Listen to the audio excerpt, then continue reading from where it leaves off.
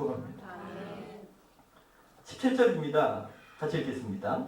여호와께서 가라사대 내가 하려는 것을 아브라함에게 숨기라. 지금 여러분들 19장의 내용이 뭐냐면 이제 소돔과 고모라를 가서 소돔과 고모라 상을 심판하고 불유함으로 무너뜨리고 심판하러 지금 가시는 길목이셨던 거예요. 아브라함이 지금 무슨 이유로 소돔으로 가십니까? 라고 물어보셨나요? 아니요. 아브라함은 지금 이분이 무슨 일 때문에 이쪽으로 가시는지 묻지 않았습니다. 이미 두 천사가 출발을 했지만 하나님은 거기 계십니다. 그리고 스스로 아브라함이 묻지도 않았는데 당신의 계획과 당신의 앞으로의 이야기들을 아브라함에게 털어놓기 시작합니다. 누가요? 하나님이요.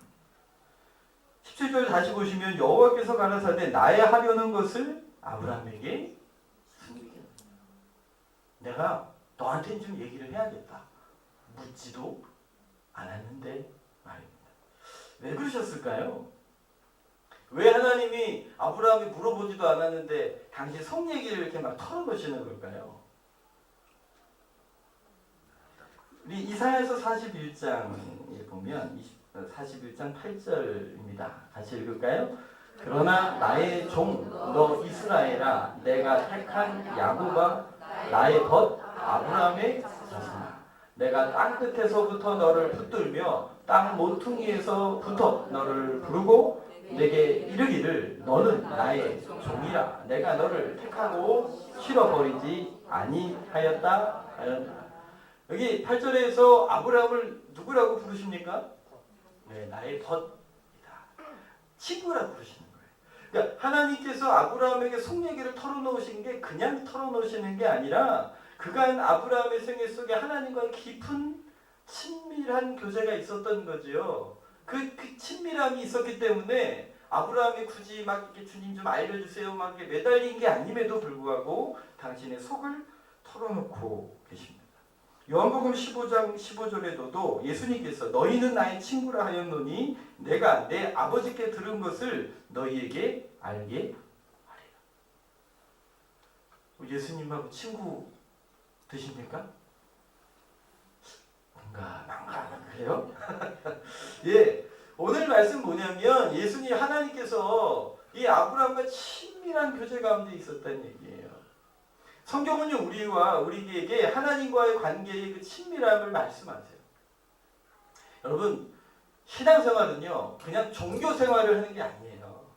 그냥 주일이 되고 예배 시간이 되면 와서 예배하고 예식에 참여하는 것, 종교적인 어떤 그 제의를 행하는 것, 그게 신앙생활의 전부가 아니에요. 신앙생활 안에는요 이런 하나님과의 그 친밀한 신비한 교제가 있습니다. 여러분 하나님하고 친해지시기를 축복합니다. 하나님하고 친하게 안 지나다가 나중에 천국 가시면 말씀 많이 들었습니다. 우리 목사님께 말씀 많이 들었는데요. 이러시면 안 되잖아요. 오늘 이 땅에 계시는 동안도 주님과의 그 친밀한 교제 가운데 있으셔야 합니다.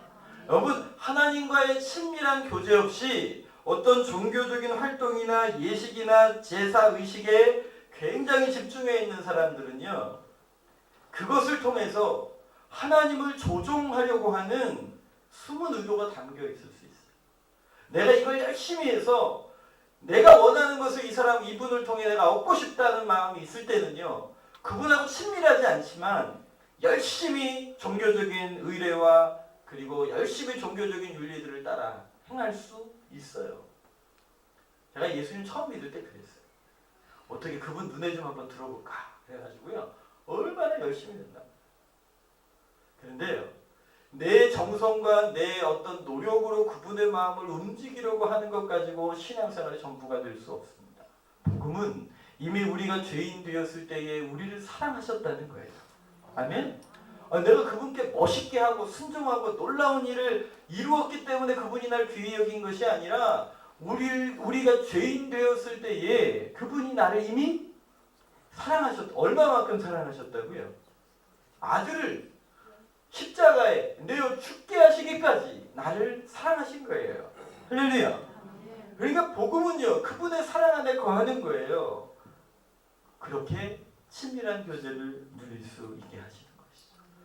우리 시편 25편 14절인데 같이 읽을까요? 여호와의 친밀하심이 그를 경외하는 자에게 있으며 그의 언약을 그들에게 보이시리로다. 아멘. 잠언 3장입니다. 대저 패역한 자는 여호와께서 미워하시나 정직한 자에게는 그의 교통하심이 있으며. 요한복음 15장 14절입니다. 너희가 내 명하는 대로 행하면 곧 할렐루야. 여러분 성경을 통하여 하나님께서는 이 친밀함이 있다고 말씀하셔요. 할렐루야. 여러분 이 친밀함에 대한 소망이 있으시기를 바랍니다. 예, 그런 주님과의 친밀함을 말씀하세요. 주님을 경외하는 자에게 주님이 친밀하게 가까이 하신답니다. 그들에게 주의 언약을 보이신대요. 마음이 정직한 사람이 그분과 교제할 수 있다는 거예요. 주의 말씀을 따라 행하는 사람이 그가 내 친구다. 내 아버지께 받은 것을 내가 그들에게 다 알게 해주겠다. 예수님이 말씀하시는 것이죠. 여러분들 이 소망, 이 기대가 있으시기를 축복합니다. 성경은 하나님과 우리와의 관계를 비유로 설명하세요. 신랑과 신부, 목자와 양, 포도나무와 가지. 이 비유의 공통점은요, 친밀함이에요. 함께 있어야 하는 것이죠. 여러분 예수님의 제자들이 몇 명이셨을까요? 예, 그렇죠. 너무 쉬운 걸 여쭤봤어요. 12제자들이에요. 근데 우리가 성경을 이렇게 읽어보면 예수님께서 12제자들 말고 그 안에서 3명만, 베드로, 요한, 야고보만 따로 데리고 다니셨던 장면들이 보여요. 12제자들도 아주 주님이 가까이 부르신 사람들인데 그들 중에서도 3명을 택하여 따로 행하셨던 일들이 있어요. 예수님께서 산에 올라가 기도하시다가 변화되셔서 옷이 하얗게 가장 영광스러운 모습으로 변화되셔서 모세와 엘리야를 만나 교제하시는 장면이 있어요. 그 영광스러운 자리에 이 3명만 데리고 가셨어요. 야이로의 딸이, 회장장의 딸이 죽어 있었어요. 살리러 갔는데 가는 중에 이미 생명이 끊어져 버렸네요. 그런데 예수님께서 12제자들 밖에다 두시고 이 3사람만 데리고 들어가서 죽은 야이로의 딸을 살리십니다. 마지막 예수님 십자가에 달리시기 직전 밤에 그 겟세마네 동산에서 기도하실 때도 12명이 함께 동산에 도착했습니다. 그러나 9에게는 너희들은 여기 있어라. 그리고 이 3명만 데리고 더 깊이 들어가십니다. 그리고 그들에게 이렇게 얘기하시죠. 내 마음이 심히 고민하여 죽게 되었으니 나와 함께 깨어 기도하자. 고요청하십니다. 그러니까 예수님이 당신의 속마음을 이 3사람에게만 보여주신 것이죠. 성경은 분명히 그런 더 깊은 친밀한 가운데로 부르심을 입고 있는 사람들이 있다는 겁니다. 그런데요, 참 희한한 것은 여러분들 제자들이요, 순간순간 싸웠어요, 자기들끼리. 혹시 기억나십니까? 뭐 때문에 싸웠을까요, 이 사람들이? 누가 높으냐? 우리가 이제 예수님이 왕이 되시면 이 자위정되고 우위정되고 뭐 이렇게 맡을 거 많이 있는데 이 중에 누가 수석할 거고 누가 제일 높은 자리에 오를 거냐, 그것 가지고 12명이 맨날 싸웠어요. 심지어 예수님이 나에게 십자가에 달려 죽을 거야 라고 고난을 예언하신 그때에도, 그 직후에도 제자들은 자기들끼리 누가 높으냐, 누가 높은 것을 얻을 것이냐, 이것 가지고 막 싸웠어요. 그런데요, 말씀하셨던 이 3장면, 이 3명의 제자들만 따로 데리고 주님이 친밀한 가운데로 데리고 들어가실 때에 어떤 제자들도 불평하거나 불만을 토하는 제자들이 없었다는 거예요. 권력을 얻고 더 높은 자리를 얻는 데서는 막 관심을 갖고 경쟁하고 싸웠던 이 제자들이 누가 예수님과 더 친밀한가, 누가 예수님과 더 깊이 교제하는가에 관하여서는 경쟁하지 않았어요. 어이구 그려, 난 좀 쉬고 싶었어, 가서 더 열심히 기도해. 그거예요. 예수님이 산기도 가신다니까 9명의 제자들이 저희 근데 밑에 있을라요. 그리고 3명만 올라가서 산기도 하다가 그 변화된 예수님의 영광을 본 거거든요. 이상하지 않습니까? 권력과 높은 지위를 얻는 데는 경쟁하듯 싸웠던 제자들이 예수님과 더 친밀하고 그분의 마음을 더 깊이 헤아리고 그분의 마음 안으로 들어가는 일에서는 경쟁하지 않고 있어요. 싸우지 않고 있어요. 거기에는 깊은 관심이 있지 않았다는 거예요. 여러분 어떠십니까? 여러분들은 어떤 마음의 경쟁의식이, 경쟁이라는 표현이 좀 그렇지만 무엇에 대한 사모함이 있으십니까? 무엇에 대한 목마름이 있으십니까? 여러분들 이 친밀함에 대한 소망 있으시기를 바랍니다. 하나님 예수님께서 당신이 마음이 힘들고 곤고할 때에 내 마음이 너무 힘들다, 나를 위해 기도해달라고 요청할 수 있었던 사람이 있었는가 하면 당신의 그 속마음을 내어놓기에 아직 내 마음을 헤아리지 못하고 깊이 나를 사랑하지 않는 사람들도 제자들도 있었던 것이죠. 오늘 저는 그리고 우리 교회는 여기 계신 성도 여러분들은 주님과의 친밀함 안에 어느 정도 계십니까? 여러분들 무엇에 관심이 있으십니까? 그분께로부터 그분의 손에 들려오는 선물에 관심이 있으십니까? 아니면 그분의 마음에 관심이 있으십니까? 오늘 우리가 이 주일을 예배를 하나님께 올려드리면서 우리의 영혼이 회복되기를 바라고 때로는 병이 치유되기를 바라고 내 인생의 응답을 만나기를 바라고 내 문제들이 해결되기를 원하는 마음에 주님의 은혜를 구하는 마음으로 어린아이가 부모의 품을 사모하듯이 그 마음으로 우리가 다가옵니다. 그러나 여러분 나이가 들고 그리고 부모님과의 교제가 깊어지면 깊어질수록 이제 그분의 마음이 보이지 않으세요. 어느덧 우리 부모님들의 희끗희끗해져간 머리카락이 보이고 그분의 얼굴에 늘어가는 주름이 보이고 그분의 손에 언제 그렇게 굳은 살이 배겼는지 그게 눈에 점점 보이기 시작할 때 그때 우리의 마음이 부모님의 마음을 알아가기 시작하는 것이죠. 여러분 왜 그분이 예수 그리스도를 내어주셨는가? 왜 예수님을 십자가에 죽이셨는가?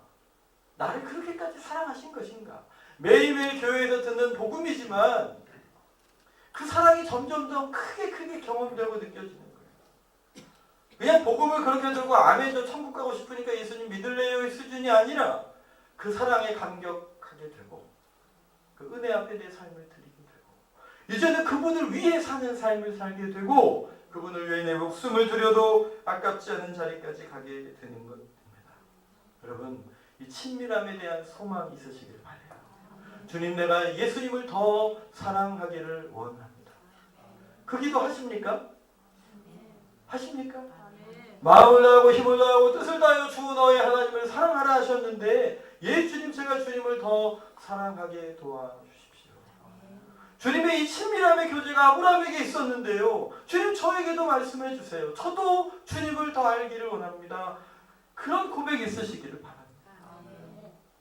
제가 뭐 늘상 말씀드렸지만 하나님께서 어느 날 굉장히 이상한 사람 하나를 저에게 붙여주셨어요.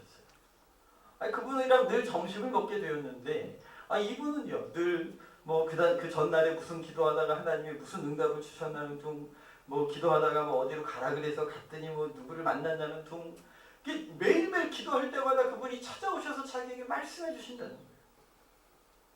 그런데요 저는 눈 감으면 아무것도 안 보여요. 뭐 귀 기울인다고 기도를 한참 해도 저에게 말씀하신 바가 없었어요.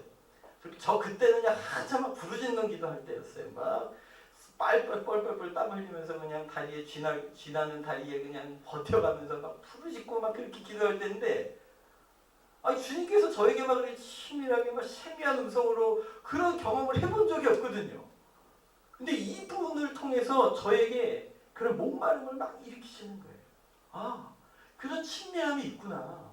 주님과 저렇게 세미한 구체적인 교제가 있는 거구나. 저는 그냥 제가 해야 될 기도 제목 쭉 해가지고 소리 빠락빠락 지르다가 예수님 이름으로 기도합니다. 아멘. 그리고 번뜩 일어나가지고 늘 그랬거든요. 제 기도 생활이. 이게 아니구나. 그분이 말씀하시는구나. 그분이 교제하시는구나. 그러면서 조금씩 귀 기울이게 되고 주님 심지어 그랬다니까요. 저 사람에게 말씀하시면서 왜 나에게 말씀 안 하십니까? 삐져가지고 얼마나 하나님께 목말라신 게 했는지 몰라요. 그런 목마름을 저의 가운데 일으키시면서 말씀을 묵상하게 되고 저의 마음을 살피게 되고 주님 앞에 한 걸음 한 걸음 나아가며 그 풍성한 자리로 인도해 주셨던 것을 기억합니다. 그리고 앞으로도 더 깊은 곳으로 인도해 가실 줄 믿습니다. 제발 천국에 가셨을 때 말씀 많이 들었습니다. 이러시면 안 됩니다. 네, 주님과 깊이 교제하셔서 날마다 그분과 동행하는 믿음의 삶 사시기를 축복합니다. 왜냐하면 이미 성령으로 우리 안에 계시기 때문입니다. 믿으십니까? 내 안에 계실 때 그분하고 너무 상관없이 살았던 거예요. 귀 기울이지도 않고 여쭤보지도 않고 인도함도 받으려 하지 않았던 거지요. 오히려 주님을 외롭게 하고 말했습니다. 오늘 한 주간 성령이 이끄심 안에 거하시기를 예수님 이름으로 축복합니다. 18절 말씀 우리 같이 한번 읽겠습니다. 아브라함은 광대한 나라가 되고 온 천하 만민은 그를 인하여 복을 받게 될 것이 아니냐. 할렐루야. 창세기 12장 2절과 3절에 있는 말씀을 다시 언급하신 거예요. 아브라함을 처음 만나셨을 때부터 내가 너로 큰 민족을 이루게 하겠다. 내게 복을 주어 너의 이름을 창대하게 해주겠다. 너는 복의 근원이라. 내가 너를 축복하는 자에게 복을 주고 너를 저주하는 자에게 저주하리니 땅의 모든 족속이 너로 인하여 복을 받으리라. 아멘이십니까? 여러분 우리 때문에 복 받는데요. 누가요? 세계 모든 민족이 복을 받을 거라는 거예요. 그걸 18절에서 아브라함은 강한 나라가 되고 천하 만민은 그를 인하여 복을 받게 될 것이니라. 아멘. 중요한 것은 이 아브라함에게 주신 이 약속이, 이 복이 누구에게도 주신 거라고요. 예, 갈라디아서 3장 13절 14절입니다. 그리스도께서 우리를 위하여 저주를 받으신 바 되사 율법의 저주에서 우리를 속량하셨으니 기록된다. 나무에 달린 자마다 저주 아래에 있는 자라 하였습니다. 14절입니다. 이는 예수 안에서 아브라함의 복이 이방인인 미치게 하고 또 우리로 하여금 믿음으로 말미암아 성령의 약속을 받게 하려 하십니다. 아멘. 믿으십니까?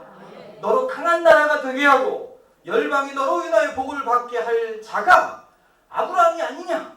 그 얘기가 그 이름에다가 누구 이름 드시면 돼요? 예, 예수 그리스도 안에서 예수님을 믿는 우리가 아브라함의 복을 받은 사람인 것을 믿으시길 바랍니다. 그러니 아브라함과 관련된 모든 이야기들은 다 누구와 관련된 거예요? 예, 저와 관련된 거예요. 우리와 관련된 거예요. 아멘. 그렇게 믿으시기를 바랍니다. 여러분 혹이라도 세상 사람들이 나를 인정해주지 않고 사람들이 나를 무시하고 나를 복되다 여기지 않는 사람들이 있어요. 있을 수 있어요. 나를 기뻐하지 않는 사람이 있을 수 있어요. 그러나 아들을 내어주시기까지 하신 그 사랑이 이 모든 것을 너희에게 좋은 것으로 주시지 않겠느냐? 선물로 주시지 않겠느냐? 오히려 우리에게 말씀하시는 그분 붙드시기를 축복합니다. 이 뒷배가 있는 사람들은 당당해집니다. 뒷배라 그러니까 좀 이상한가요? 어느 목사님 아들이 바깥에서 맞고 들어왔어요. 초등학교 1학년 아이가. 그냥 지금 씩씩거리면서 온 거예요. 동네 6학년 형아가 때렸다는 거예요. 목사도요 사람이거든요. 아들 맞고 들어왔다 그러면 기분이 좋을까요? 안 좋을까요? 기분이 안 좋죠. 그래야지 벌떡 일어나가지고 애기랑 나갔어요. 나갔더니 진짜 6학년 아이가 있는 거예요. 그랬더니요 갑자기 1학년 아이가 그 6학년 아이 앞에 저벅저벅 걸어가더니 발로 그 정강이를 발로 꽝 차요. 그리고 저벅저벅 걸어가서 아빠 앞에 딱 쓰는 거예요. 왜 그랬을까요? 뒷배가 있어서 그래요. 여러분 예수 그리스도께서 우리를 구원하신 그 은혜가 이 아브라함의 약속이 우리에게도 주어진 줄 믿으시기를 바랍니다. 우리를 통하여 강한 나라를 이루시겠답니다. 큰 민족을 이루시겠답니다. 많은 영혼을 구원하여 그 거룩한 영향력으로 쓰시겠답니다. 오늘 그렇게 믿으시고 그것을 구하시기를 바랍니다. 천하 만민이 너로 인하여 복을 받을 것이 아니냐? 할렐루야. 그러면 주님 저를 통하여 우리 가정이 복받게 하옵소서. 기도하셔야 합니다. 그렇게 믿으십시오. 그리고 인도함을 받으시기를 축복합니다. 19절 다시 읽겠습니다. 내가 그로 그 자식과 반석에게 명하여 여호와의 도를 지켜 의와 공도를 행하게 하려고 그를 택하였나니 이는 나 여호와가 아브라함에게 대하여 19절 끝을 보십시오. 이는 이런 접속사 붙으면 여러분 성경을 좀 주의해 보십시오. 그러므로 이는 뭐 이런 거 나오면 나 여호와가 아브라함에게 대하여 말한 일 그게 뭐예요? 18절이에요. 나 여호와가 아브라함에게 대하여 말한 일을 주님이 이루려고 하세요. 아멘. 이제 19절은 한 걸음 더 나아가는 거. 그걸 내가 이제 이룰 건데 이루려면 아브라함이 뭘 해야 된다고요? 19절 다시 읽겠습니다. 내가 그로 그 자식과 권속에게 명하여 여호와의 도를 지켜 의와 공로를 행하게 하려고 그를 아브라함을 왜 택하셨다고요? 여호와의 돌 예, 그 자식과 권속에게 명해서 여호와의 도를 지켜 의와 공의로운 길을 행하게 하도록. 누가요? 그의 자녀와 가족 안에 속해 있는 사람들이 여호와를 경외하고 그분의 뜻을 따라갈 수 있게 하기 위하여 내가 아브라함을 택한 것이 아니냐. 이 얘기는 무슨 소리냐면 하나님을 경외하고 그분하고 친밀한 교제를 나누고 있었던 이 아브라함은 그냥 나만 친밀하면 돼. 거기서 머물면 안 되고 누구도 너희 자녀들도 하나님과의 그 친밀한 교제 가운데 그분을 경외함으로 말씀을 따라 순종하는 삶을 살도록 양육해야 할 책임이 아브라함에게 있다는 거예요. 네가 그것을 해야 너로 큰 민족을 이루겠다 하신 약속이 이루어진다는 거예요. 할렐루야. 그러니 우리는 우리의 나만 주님과 교제하면 돼요. 그냥 저 사람은 내가 그렇게 말을 해도 안 들어. 그냥 우리 남편 누가 그랬다고요. 누가 혹은 남편을 신앙생활하는데 아내가 그렇게 말을 안 들어요. 자녀들에게 그렇게 얘기해도 말아. 에이 관둬. 나 혼자 할 거야. 그리고 신앙생활을 그냥 나 혼자 그냥 주님께 그냥 매달리며 살 수 있어요. 그런데요. 그러면 된다 안 된다? 안 된다. 특별히 부모의 세대는 자녀의 세대에게 믿음을 유산으로 넘겨줘야 할 의무가 있다는 거예요.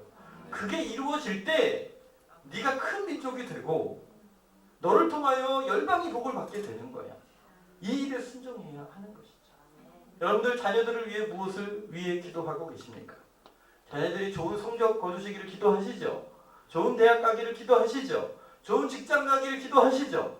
좋은 배우자 만나고 그것도 시부모님 잘 모시는 배우자를 만나서 할렐루야. 네. 네. 그래서 평탄한 삶, 모자르지 않는 삶, 그런 삶 사셨으면 좋겠죠. 할렐루야. 네. 저도 그래요. 저도 그런 기도하지만 죄송하지만 여러분들 자녀들을 위하여 하는 기도가 지금 제가 언급한 것에서만 머물러 계신다면 죄송하지만 지금 우상 숭배하고 계십니다. 거기에는 하나님이 계시지 않기 때문에. 여러분들 우리가 정말 자녀들을 위하여 눈물을 흘려 기도해야 될, 탄식하며 기도해야 할 것은 우리 자녀들도 여호와를 경외하고 예수 그리스도의 복음 앞에 사로잡혀 주님께 쓰임받는 삶 살게 해주십시오. 기도하셔야 합니다. 우리 자녀들의 주인이 그리스도가 되시도록 가슴을 치며 울며 기도하셔야 합니다. 우리 제자훈련 교재 이런 얘기 나와요. 목사님 우리 첫째 아들은요 예수님은 안 믿는데 부자예요. 우리 둘째 아들은요 예수님을 잘 믿는데 너무 가난해요. 자, 이러면 목사님께 어느 아들을 기도 부탁을 하게 됩니까? 네. 제가 문제가 좀 어려웠나요? 첫째 아들은 부자인데 예수님을 안 믿어요. 둘째 아들은요 예수님을 잘 믿는데 가난해요. 그러면서 목사님께 이제 둘 아들 중에 한 사람을 부탁할 거예요. 기도 부탁을. 누구 기도 부탁하실 거예요? 못 사는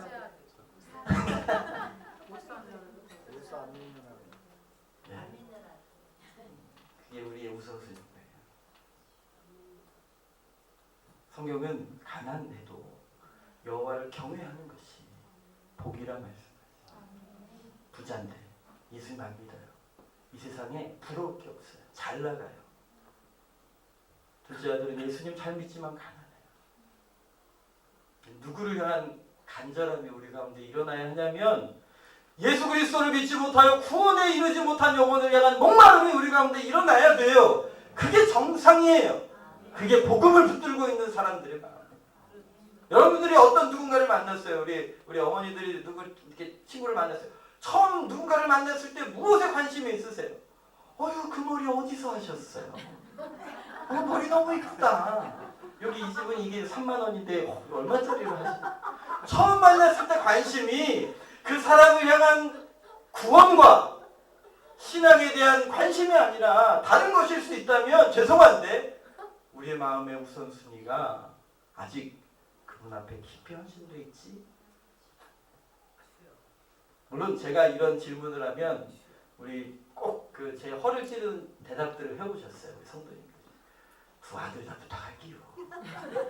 두 아들 다 부탁해야죠. 가난한 아들 잘 돼야 하는 거고 예수님 못 믿지만 부자 된 영광 예수님 잘 믿어주니까 쓰임 받아야죠. 그러나 실제로 우리에게 어떤 간절함이 더 있는가 우리를 살피셔야 해요. 그게 우리를 향한 부르심이기 때문에 그래요. 19절 다시 읽을까요? 내가 그로 그 자식과 권속에게 명하여 여호와의 도를 지켜 의와 공도를 행하게 하려고 그를 왜 우리를 택하셨다고요? 우리 자녀들에게 우리 가족들에게 여호와의 도를 경외하고 사랑하여 따라 행하는 삶을 살도록 하게 하기 위해 부모를 먼저 부르신 거예요. 할렐루야. 그 믿음 갖고 우리 자녀들을 위해 기도하시고 이 복음의 유산을 넘기시기를 축복합니다. 초대교회가 부흥했습니다. 예루살렘에서 말입니다. 그리고 그 부흥이 소아시아 지역으로 전달이 되어서 계시록에 나오는 7교회가 소아시아 지역에 있습니다. 그리고 그 부흥이 유럽으로 건너갔습니다. 유럽에서 꽃을 피웠죠. 그리고 그 복음이 미국으로 유럽 땅, 아메리카 땅으로 건너갔고 지금은 제3세계로 복음이 흘러가서 복음의 영광의 부흥이 이렇게 흘러갑니다. 그러나 질문은 이것입니다. 여러분들 지금 예루살렘이 복음화되어 있나요? 예루살렘에서 복음 전하면 그 검은색 옷 입은 전통 유대인들이 와서 돌 던집니다. 소아시아 지역에 있는 교회는 부흥했나요? 아니요. 성지순례 가시면 거기에 교회의 흔적만 남아있고 그 땅 터키는 지금 이슬람 국가입니다. 기독교 문화에 꽃을 폈던 유럽은요. 지금 그렇게 자랑하던 그 큰 교회들이 술집으로 이슬람 사원으로 팔려가고 있습니다. 왜일까요? 과거에 부흥을 경험했던 그 땅이 왜 여전히 하나님의 복음의 영광이 드러나 있지 못하고 세대가 끊어져 있는 걸까요? 특별히 기독교인들은요, 땅끝까지 복음 전하라는 사명 때문에 이 수평적인 선교, 믿지 않는 이 세대의 사람들에게 복음 전하는 데는 열심을 내었지만 우리 자녀 세대들에게 복음을 전하고 그들을 세워가는 일에 미숙했던 거예요. 실패했던 거예요. 여러분, 이 일은 절대 교회 학교에만 맡길 수 없는 일이에요. 우리 부모님이 나서셔야 돼요. 우리 아버지가 성경을 읽고 자녀를 가르쳐 주셔야 해요. 가족들이 모여 함께 예배하며 자녀들과 손잡고 기도하는 삶이 있어야 하는 거예요. 그게 없으면 부모의 억압 위에서 교회를 다니다가 부모의 그늘에서 벗어나는 순간 신앙의 자리를 벗어나요. 여러분, 우리 저희 교회의 교회학교에 3분의 2 이상이 부모님이 신앙생활 안 하는 아이들. 그런데요, 저희 청소년부에 나오고 있는 청소년들은요, 한 명을 제외하고 다 부모님이 신앙생활 하는 사람들입니다. 그럼 뭐예요? 유초등부를 졸업하고 머리가 점점 커갈수록 부모의 신앙생활 하지 않는 친구들은 교회를 떠나고 있다. 물론 도전이죠. 도전이기도 하고 기회이기도 해요. 오늘 우리 부모의 세대가 믿음으로 자녀들에게 영적인 유산을 넘기기 위하여, 여러분 부모님도 피곤하시잖아요. 회사에 갔다 오시고 좀 피곤한데 거기다가 자녀들 데려다고 성경 읽고 같이 기도하자고 얘기하고 싶지 않을 부모들이 있어요. 제가 그걸 왜 잘할까요? 제가 목사님도 그래요. 기도하다가 밤에 올라가면 피곤해요. 피곤하니까 우리 아이들이 성경을 읽었는지 기도를 했는지 확인하지 않고 그냥 이부자리 뒤집어 쓰고 그냥 쉰다니까. 새벽 기도 가야 되니까. 제가요, 오늘 우리의 마음을 담아 불어 자녀들과 성경을 읽고 함께 예배하고 섬기시는 헌신들이 일어나시기를 예수님의 이름으로 축복합니다. 그리고 말씀드린 것처럼 우리 초등부 어린이들 그리고 청소년들 중에는 부모님이 신앙생활 안 하는 아이들이 많아요. 그 아이들을 왜 교회에 보내주셨을까요? 우리가 그들의 영적인 부모가 되라고 불러주신 거예요. 저는 부모님이 신앙생활 하지 않으셨어요. 친구가 전도해서 교회를 처음 갔고 고등학교를 졸업하고 나서야 예수님을 인격적으로 만났어요. 그리고 제가 목사가 됐습니다. 제가 목사가 된 후에 그런 질문이 드는 거예요. 제가 말씀드리지 않았습니다. 저희 어머니께 제가 신학교 때 어머니 저를 기도 좀 해주세요 그랬더니 저희 어머니 말 네 기도 네가 해라. 네, 굉장히 강하게 저를 키우셨어요. 저희 어머니 늦게 신앙생활을 하셔가지고요. 이게 신앙의 막 깊이를 잘 모르세요. 그래서 지금 제가 목회자지만 네 기도 네가 해라. 강하게 저를 키우셨어요. 그러니까 제가 어렸을 때는요. 제 주변에 그 집사님들도 안 계셨어요. 누군가가 제 이름을 불러가며 기도해 줄 수 있는 사람이 없었어요. 근데 어떻게 내가 목사가 됐지? 그러면서 누군가가 나를 기도할 만한 사람들을 추적하기 시작했어요. 결론이 났어요. 누구였게요? 예, 교회 앞에 선생님들이었어요. 날 기억하고 하나님 앞에서 기도해 주실 분들은 그분들밖에 없더라고요. 그분들의 기도가 저의 인생의 유산이 되었고 그분의 기도의 응답으로 하나님 부족하지만 저를 목사로 부르셔서 쓰고 계시는 것이 얼마나 감사한지 알 수 없어요. 우리 자녀들에게도 영적인 어미로서의 아비로서의 영향력을 끼치셔야 하지만 우리 교회에 보내주신 부모님이 예수님 믿지 않는 아이들을 위하여 영적인 부모가 되어주십시오. 영적인 아비가 되어주시고 어미가 되어주셔서 그들의 이름을 불러 기도한 일들이 저들의 인생 속에 복이 되고 능력이 되어 큰 역사의 응답이 될 줄 믿습니다. 이 시간 우리 같이 한번 기도하겠습니다. 오늘 이 시간 기도하시면서 주님 내가 주님 안에 더 깊은 친밀함 중에 나아가도록 인도하시고 이것이 내 대에서 멈추지 않고 우리 자녀들의 세대 가운데 주님과의 그 친밀한 교제 가운데 누리는 아름다운 신앙의 유산들이 넘치게 도와 주시옵소서. 우리 주여 한번 크게 치시고 기도하겠습니다.